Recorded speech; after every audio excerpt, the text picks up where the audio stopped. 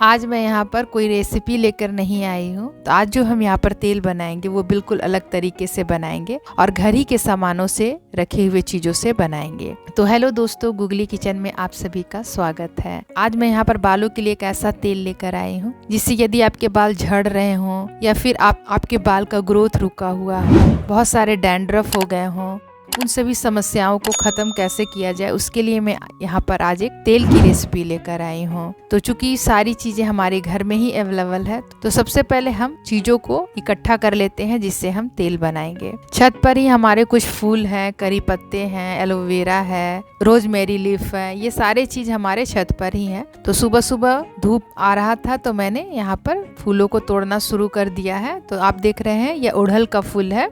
तो उड़हल का फूल है और अभी ज्यादा खिला हुआ नहीं है, लेकिन जितना खिला हुआ है मैंने अभी तोड़ लिया है, क्योंकि इन्हीं फूलों से, इनके पत्तियों से हम आज यहाँ पर तेल बनाएंगे। उसके बाद यहाँ पर मैंने रोजमेरी लीफ जो होता है उसे भी तोड़ लिया है। तो कुछ कुछ चीजों को घर में लगा लेना चाहिए, क्योंकि ये कभी कभी हमारे काम आ जाते हैं। फूल तो पूजा के लिए काम आते हैं, लेकिन करी पत्ता हो गया, एलोवेरा हो गया, ये सब हमारे बहुत काम आते हैं।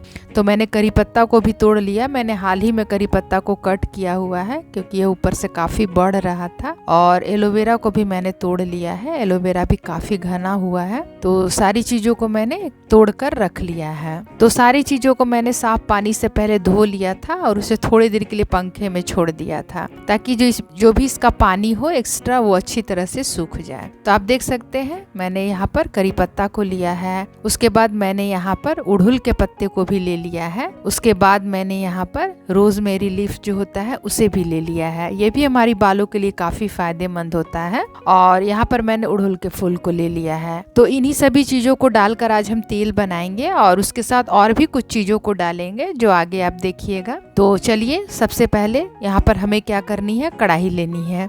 तो जो भी तेल आज हम बनाएंगे उसे लोहे की कढ़ाई में बनाकर तैयार करेंगे। तेल को हमेशा लोहे की कढ़ाई में ही बनानी चाहिए। इससे क्या होता है ना कि तेल जो है हमारा, मतलब उसमें एक आयरन भी आ जाता है तेल में। तो तेल हमारा जो है वो काफी अच्छा बनकर तैयार होता है लोहे के कढ़ाई में। तो जो चीजें मैंने तोड़ी थी सारी चीजें मैंने इसमें डाल दिया है। और करी पत्ता को भी मैंने उसके पत्तों से अलग करके डाल दिया है।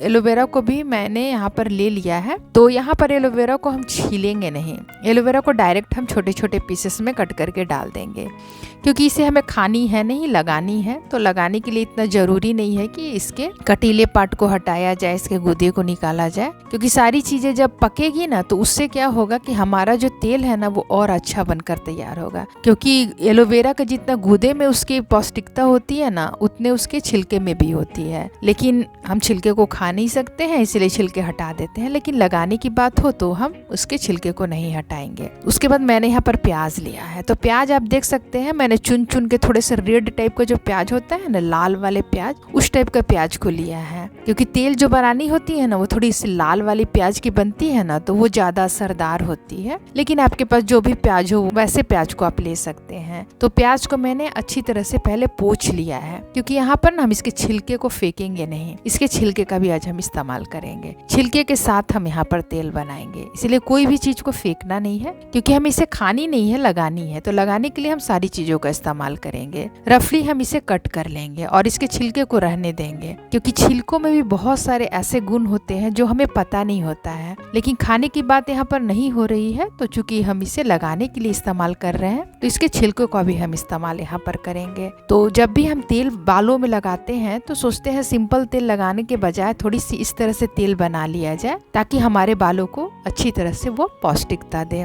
तो मैंने प्याज को काट लिया है और प्याज को भी डाल दिया है। मैंने भी फ्लेम ऑन नहीं किया है, बस इस बात का आप ध्यान रखेंगे। तो सारी चीजों को मैंने यहाँ पर डाल दिया है। अब अच्छी तरह से हाथों से हम थोड़ा सा इसे प्रेस कर लेंगे ताकि एक जगह इकट्ठा हो जाए। 2 बड़े चम्मच के लगभग मैंने यहाँ पर मेथी दाना डाला है और 2 बड़े चम्मच के लगभग मैंने यहाँ पर कलौंजी डाला है। मेथी और कलौंजी दाना जो होता है ना, वो भी बालों के लिए काफी फायदेमंद होता है। तो यहाँ पर आप आंवले को भी डाल सकते हैं कट करके।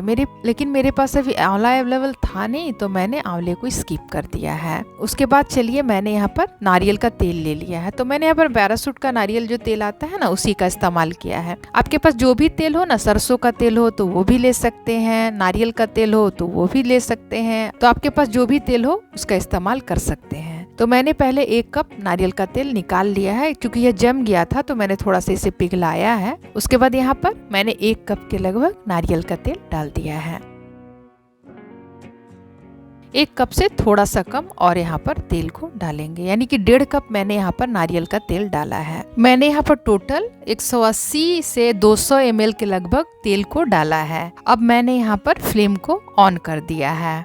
तो आपको जितनी भी तेल बनानी हो उसी क्वांटिटी में सारी चीज़ों को ले सकते हैं। तो आप यहाँ पर देख सकते हैं मैंने तेल को डाल दिया है, फ्लेम मैंने ऑन कर दिया है। अब धीरे धीरे हमें इसे तेल में मिलानी है। अभी आपको लग रहा होगा कि चीज़ें काफ़ी ज़्यादा है, तेल में यह डूब नहीं पा रही है, लेकिन जैसे जैसे यह पकेगी ना तो तेल में ऑलरेडी डूब जाएगी। लेकिन इस बात का भी ध्यान रखना है कि इसे हमें उलटते पलटते हुए रहना है, और मिलाते समय इस बात का ध्यान रखना है कि सारी चीज़ें जो है वो तेल में अच्छी तरह से पक जाए और सारी चीज़ों का जो अर्क है, जो गुण है, वो तेल में आ जाए, ताकि जब हम तेल इस्तेमाल करें तो सारे गुणों से भरपूर हमारा तेल बनकर तैयार हो जाए और वो हमारे बालों के लिए फायदेमंद हो। ऐसे तो हम तेल लगा लेते हैं सिंपल तेल खरीद कर, उसमें तो कुछ होता नहीं है, लेकिन यदि हम इस तरह से तेलों को पका कर बहुत सारी चीज़ों को डालकर बनाते हैं तो यह तेल हमारा कई महीना तक चल जाता है और यह हमारे बालों के लिए भी काफी फायदेमंद होता है। तो यदि हम एक बार तेल बना लेते हैं तो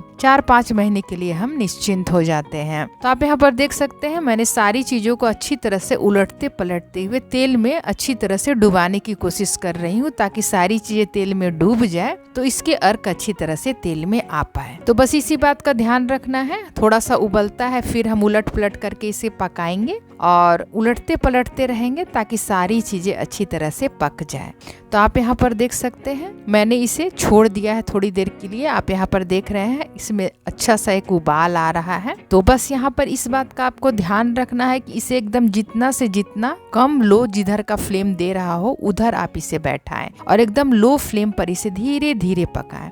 बिल्कुल भी यह गलती ना करें कि हाई फ्लेम पर इसे पकाएं, नहीं तो फिर आपका जो तेल है ना वो जल जाएगा और फिर सारी चीजों की जो पौष्टिकता है वो भी खत्म हो जाएगी। तो इस बात का आपको ध्यान रखना है कि जब भी हमें तेल पकानी है तो एकदम लो फ्लेम पर तेल को पकाकर तैयार करनी है। तो आप यहाँ पर देख रहे हैं मैंने इसे उलटना पलटना शुरू कर दिया है और ये धीरे धीरे पक रहा है। तो धीरे धीरे जब ये पकेगा ना तो इसका गुण जो है वो तेल में बहुत अच्छी तरह से आ जाएगा। और आप देख रहे हैं सारी चीजें तेल में अच्छी तरह से डूब गई है, क्योंकि सारी चीजें पकना शुरू हो गई है। अभी आप देख सकते हैं तेल का जो कलर है हल्का सा हरा टाइप का है, मतलब लाइट हरा में है। या धीरे धीरे जब पकेगा ना तो इसका जो कलर है वो काफी डार्क होता चला जाएगा, क्योंकि सारी चीजें जब पकेगी और तेल में सारी चीजों के गुण आ जाएंगे तो तेल का कलर भी जो होता है ना वो थोड़ा सा चेंज हो जाता है। तो आप देख रहे हैं धीरे धीरे इसमें उबाल आ रहा है और सारी चीजें पक रही हैं।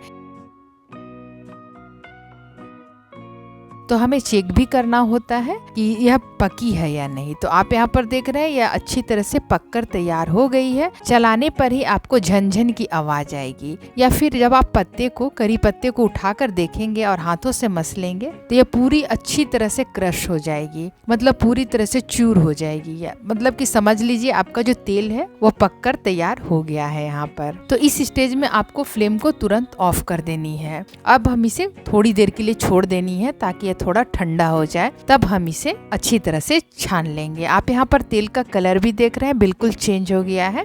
शुरू में यह काफी मतलब लाइट ग्रीन कलर का था, लेकिन अब धीरे धीरे यह डार्क हो गया है। तो चलिए हमारा तेल ठंडा हो गया था, तो मैंने यहाँ पर एक छन्ना रख दिया है बॉल के ऊपर। उसके बाद मैंने एक कॉटन का कपड़ा रख दिया है ताकि हम इसे अच्छी तरह से छान सके, इसके कोई भी पार्टिकल तेल में ना जा पाए। तो अब मैंने इसे छानना शुरू कर दिया है। यह जो तेल बनकर तैयार हो होगा ना, वो यकीन मानिए आप जब इसे लगाएंगे ना तो आपको काफ़ी ज़्यादा सेटिस्फैक्शन होगा कि मैंने आज कुछ अच्छा बनाया है अपने बालों के लिए। और ऐसे तो सिंपल हम तेल लगाते हैं तो उतना ज़्यादा हमें सेटिस्फैक्शन नहीं होता है, क्योंकि हमें लगता है कि कुछ हम ऐसी चीज़ों को बनाएं जो हमारे बालों के लिए भी काफ़ी फ़ायदेमंद हो। हम अपने चेहरे के लिए तो बहुत कुछ करते हैं लेकिन बालों के लिए कुछ भी नहीं कर पाते हैं। तो इस तरह से आप तेल को बनाएं और कईयों महीनों तक इसे लगाएं। आपको जितनी क्वांटिटी में बनानी हो उतनी क्वांटिटी में आप इसे बना सकते हैं।